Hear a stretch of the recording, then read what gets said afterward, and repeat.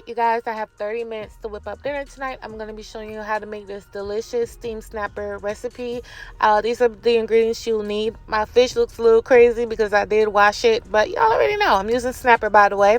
So to my skillet, I'm going to melt down about it's about 3 to 4 honey, because I do have a big bowl of vegetables over here. So it's all gonna work out, and you just want to melt this down like I'm doing here, nice and good. And then I'm gonna add my vegetables. I have onions, peppers, garlic, carrots, tomatoes, and you're just gonna saute this down for about 15 minutes on medium heat. I am going to put salt and pepper on here. Yeah, y'all not used to me using salt and pepper, honey. Y'all know I'm always using these spices, but today I got some salt and pepper, okay? Now, to be honest with you, I'm only seasoning this fish because I don't have time for the Karens on my page, the Karens in the cans. So I'm seasoning the fish inside and out with just whatever I had in my cabinet. So I have some cayenne, some all-purpose seasoning, this bourbon peach that I really like. It has a nice undertone. Everything I'm using today came from the Randall supermarket except for the fish, of course. And I'm just going to season it really well. Y'all see season, right? Oh, okay. But if you don't want to season it, you don't have to, because this sauce that we're about to build in this skillet is all you need. Okay, but I did season my fish just to prevent the Karens from going crazy on my page. So this is the peppers, onions, and everything after about roughly 10 minutes. As you can see, all the butter is soaked up because it was a lot of veggies.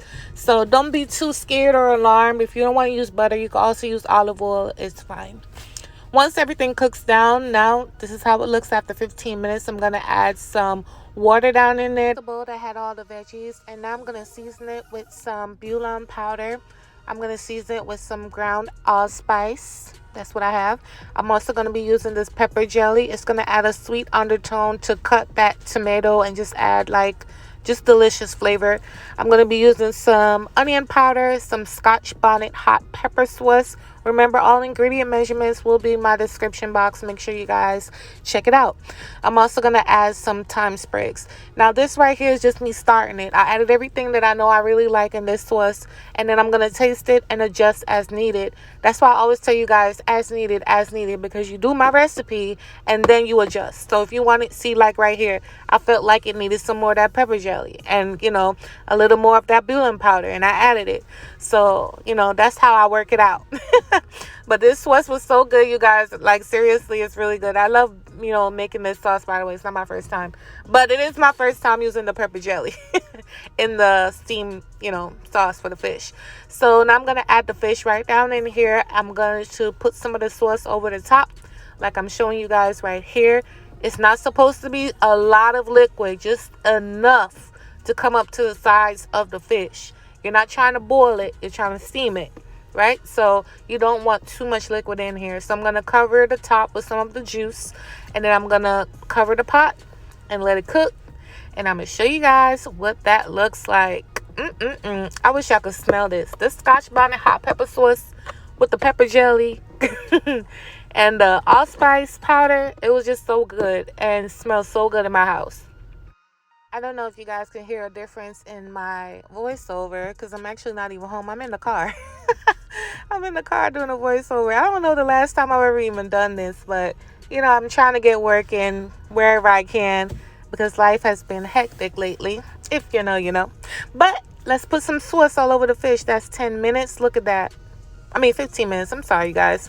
Look at that. So delicious, so good. Ready to go, tender fish, and I'm gonna plate it up and let you guys see what that looks like. So this is the fish. Look at this sauce. Now this sauce is not supposed to be thick like gravy. We're not making gravy. This is perfect to sop up with some bread, some rice, mashed potatoes, whatever you want to do. And yeah, so I used 2 spatulas to get the fish on the plate. Y'all already know if I had used one or tried to use a spoon, it would have broke apart. I used 2 spatulas and got the fish out the skillet and got it on the plate, and that was it. Now people always ask me, what am I eating with these proteins? You guys, I barely I'm be honest with you, I barely do the most in my house. What I ate this with, I just ate it by itself, and then I had a piece of brownie and some water. That's it. I ate some brownie after that, and that was it. This is how I take my photos, my cute photos that y'all like so much. So I wanted to add that in and show y'all. But yeah, you guys, I ate this whole entire fish for dinner, and then I had a brownie and some water, and that's it. I didn't, I don't make a full meal every single time. But look how flaky, perfectly cooked, perfectly delicious this fish looks. This is also perfect for Thanksgiving or Christmas, whatever you want to use it for.